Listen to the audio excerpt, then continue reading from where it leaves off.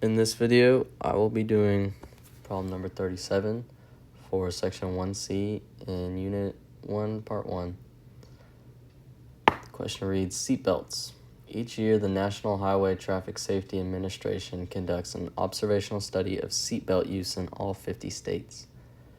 Trained observers station themselves at randomly selected locations along roadways in each state and then record data on seatbelt use by people and passing vehicles.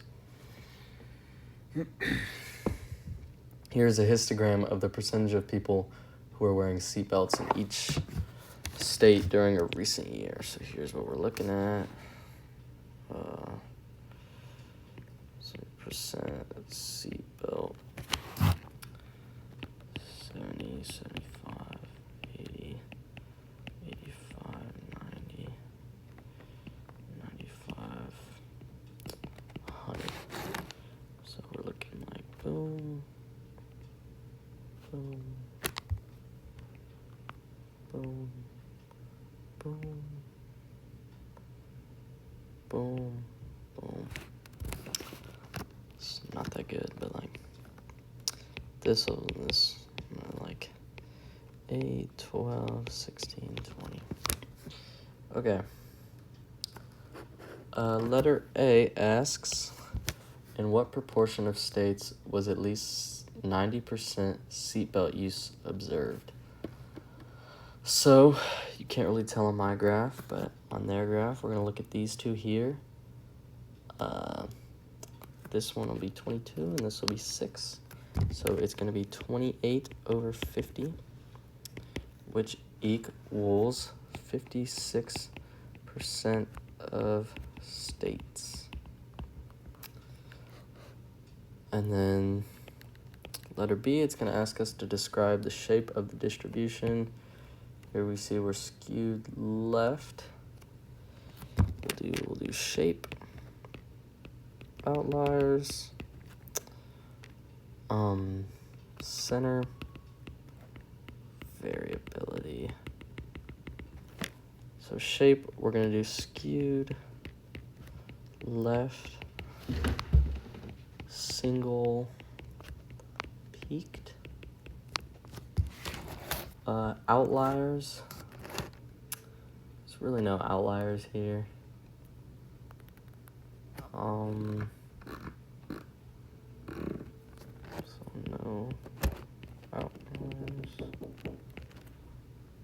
The center here is gonna be like 90 to 95%. And then the variability is just gonna be from 70 to 100. And then for C here, we have a different problem. 34 states enforce a seatbelt violation as a primary offense, while 16 states enforce a seatbelt violation only as a secondary offense. The histograms show the percentage of people who are using seatbelts in primary enforcement versus secondary enforcement states during the study. Letter C asks, why do we use relative frequency instead of frequency when making these histograms? And then for that, we're going to just say the groups were of different sizes. So relative frequency is more fair. And then D here, compare the distributions of seatbelt use in primary and secondary enforcement states. So I didn't draw it for C, but I'll draw it here. Primary, secondary. This secondary, it's more like this.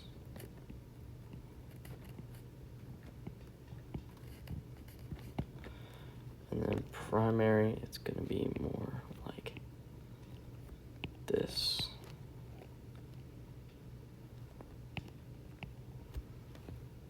So you can't really tell that well, but primary center is going to be more to the right, and secondary center is going to be more to the left. It's asking us to compare here, so we'll just take it down here. Why not? We're gonna do shape, outlier, center, variability. So shape, kind of poorly drawn here, but you can see we'll do prime, secondary. They're both skewed left and single peaked. So we'll just have both for that. And then outlier.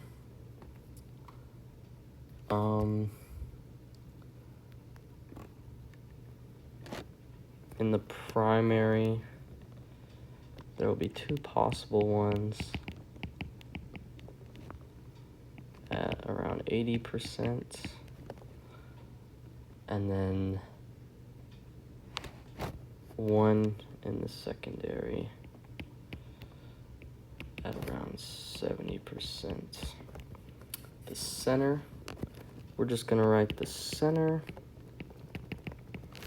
of, here's what we're writing. We'll change center to the median of the secondary states is less than the median for primary states. And then the variabilities, primary, we're going to go about 80% to 95%. Then secondary, we're going to be about 70 to 95. And yep, A, B, C, and D, that's what it asks you to do for number 37. So that's it for number 37.